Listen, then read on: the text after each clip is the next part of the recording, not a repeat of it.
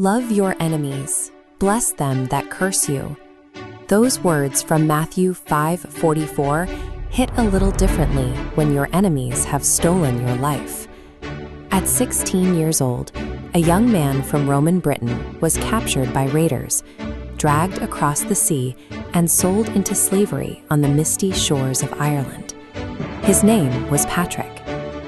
After 6 grueling years of captivity, Patrick managed to escape and make his way back home. But around the year 432 AD, he made an entirely unexpected choice.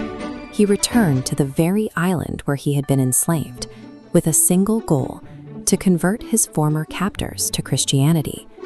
He was stepping into a chaotic geopolitical void. By the early 5th century, the Roman Empire was collapsing. The legions had withdrawn from Britain, leaving the island to fracture into disorganized kingdoms. The region quickly reverted to a landscape ruled by local chieftains and ancient Celtic pagan beliefs. Without the protection or infrastructure of a massive empire, Patrick had to rely entirely on grassroots persuasion, and it worked. His mission established a fiercely independent Celtic Christianity. While mainland Europe descended into violence and instability, these isolated Celtic monasteries quietly became powerful centers of culture, carefully copying and preserving classical texts that might otherwise have been lost. Soon, the religious map grew even more complex. A few decades after the Romans abandoned Britain, Germanic tribes, the Angles, Saxons, and Jutes, began crossing the North Sea. They claimed the land and brought a whole new pantheon of Germanic pagan gods with them. Back in Rome, Pope Gregory I saw an opportunity.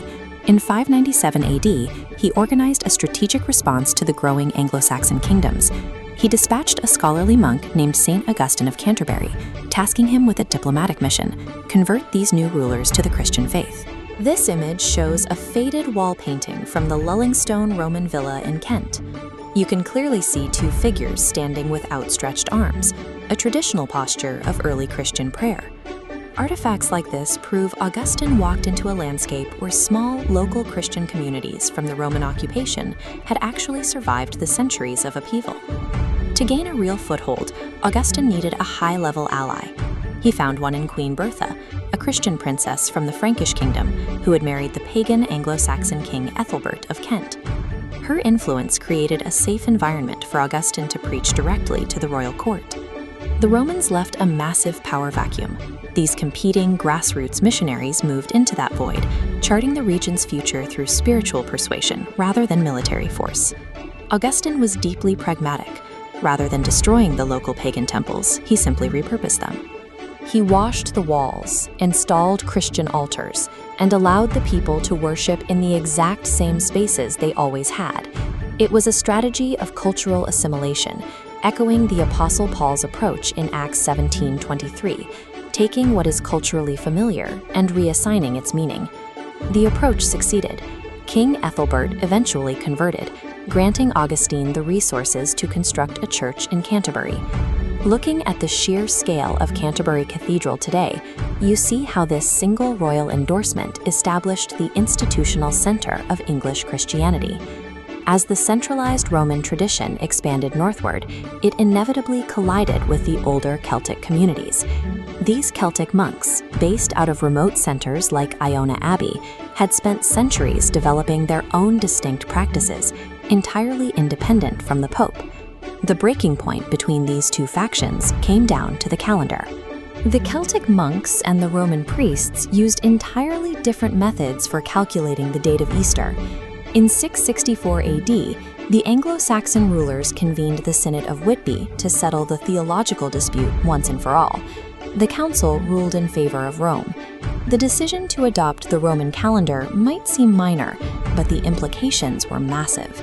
By choosing Rome over Iona, the local kings effectively tied their island nation to the vast, powerful network of European monarchies, enforcing the idea from Ephesians 4:5, one Lord, one faith, one baptism.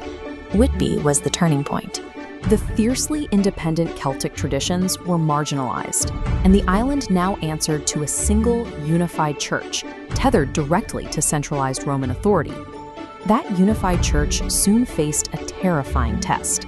In the 8th and 9th centuries, fleets of Viking longships arrived. These Norse raiders were heavily armed, fiercely pagan, and they immediately realized that Christian monasteries were packed with gold and completely undefended. In 793 AD, they devastated the monastery at Lindisfarne. The brutal sacking sent shockwaves across Europe, exposing just how vulnerable these wealthy Christian institutions were to outside force. Yet the Vikings did not extinguish the church. Over decades of settling the land and trading with the locals, they gradually assimilated. Ambitious Norse leaders like King Olaf Tryggvason saw the political advantages of the local faith and began enforcing Christianity among their own people. This process of assimilation accelerated dramatically in 1066, when William the Conqueror and his Norman knights seized the throne. They brought continental bishops to reform the English church structure. By the time King Richard the Lionheart marched off to the Crusades a century later, the concept of monarchy was completely fused with the idea of divine duty, echoing Romans 13:1. The church navigated centuries of invasion by absorbing its conquerors, eventually linking its institutional survival to the rising power of the monarchy. But tying faith to political power came with a heavy cost. By the late medieval period, massive clerical wealth was drawing intense criticism. Scholars like John Wycliffe began arguing that the church was deeply corrupt, demanding that the Bible be translated from Latin into the common language so people could read it themselves. The ultimate break, however, wasn't driven by theology. King Henry VIII needed a male heir, and when the Pope refused to annul his marriage to Catherine of Aragon, Henry simply severed the nation's ties to Rome. The 1534 Act of Supremacy declared the king the supreme head of the Church of England, proving Proverbs 21:1, "The king's heart is in the hand of the Lord, turning wherever he wishes." What followed was decades of theological whiplash. Henry's son, Edward VI, pushed hard into Protestant reforms. Then Mary I took the throne and violently persecuted Protestants to restore Catholicism. Finally, Elizabeth I stepped in and established a careful middle ground, locking in Protestant doctrine while keeping traditional Catholic rituals. This massive book is an original 1588 Welsh Bible. When Wales was legally incorporated into England, it followed the crown into Anglican Protestantism. Translating the scriptures into native Welsh was the exact mechanism the state used to successfully cement Protestant teachings into the local culture. Scotland took a distinctly different path. Their Reformation was driven by intense, grassroots religious conviction, led by figures like John Knox. Knox fiercely rejected the entire hierarchy of bishops, establishing a Presbyterian system run entirely by elected elders and ministers. The grand, unified religious network forged at the Synod of Whitby was gone. In its place stood a fractured collection of nationalized denominations, each strictly enforced by the sword of their respective states. There was one glaring exception to this Protestant sweep. Despite heavy English military control, widespread persecution, and the brutal campaigns of Oliver Cromwell, the Irish population fiercely resisted. They held tightly to their Catholic faith as a core pillar of their defiance. Look at the resulting religious map.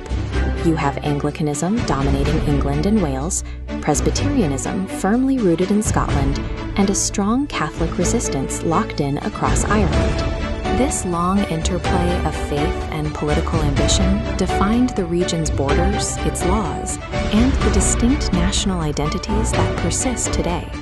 Political empires collapse, treaties fail, and grand institutions fracture.